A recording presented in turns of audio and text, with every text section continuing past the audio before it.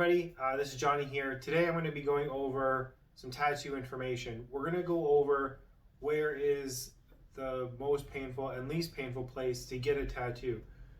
This is a big question I get asked from clients a lot, and I want to answer this by a little drawing that I've done up that are going to kind of illustrate where's the most painful and the least painful places to get a tattoo.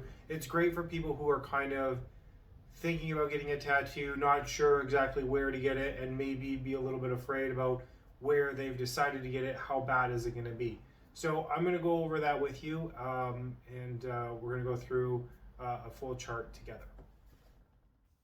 This is our tattoo chart here. It's going to have a legend at the top, just kind of showing you from most pain to low pain. This is the front view of a person. We're going to start off with the head. That's going to be your scalp area. You're looking at a higher pain level for that. The ears are going to be a bit more painful, a little bit more sensitive, not too much tissue there. Throat area is the front of the neck.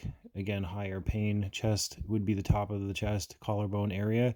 Again, that's going to be a bit higher pain as well. Rib cage is also going to be a bit on the higher pain side, just because your ribs are there a little bit closer. Forearm is going to be a low pain, not too close to any bones, and just a more of a tissue area, so you're not going to be worried too much about getting in contact with a bonier area. Top of the thigh, also not very bony, so more of a medium pain for some people. Inner thigh, it's a little bit more sensitive, not because it's close to a bone, it's just the area itself is more sensitive. Your knee is going to be a bit more painful because it's closer to a bone, and your shin is going to be a bit lower pain too, but it just depends on where exactly on the shin it is. It could be a bit higher if it's closer to your shin bone, but that depends on where you're putting it. So this is the back view of a person here. Again, same legend from most pain to low pain. The neck, this is the back of the neck, is going to be more of the middle amount of pain, not too high. Upper shoulder, not collarbone area, but like more top of the shoulder, back of the shoulder. That's going to be a medium amount of pain for that. More, again, not the collarbone area. Spine is going to be what runs down the middle of your back. Again, that's a bit bonier of an area, so it's going to hurt a bit more. Inner arm is going to be a little bit more sensitive as well, kind of like your inner thigh. Your elbow, again, like your knee, bonier area, it's going to hurt a bit more.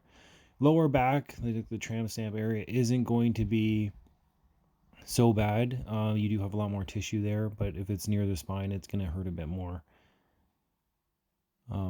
Inner forearm, again, like your inner thigh, it's going to be a little bit more sensitive than the outer forearm. Wrists and hands, depending on where you're kind of putting it, but it's more of a medium pain because, again, not too close to the bone, depending on where you're putting it.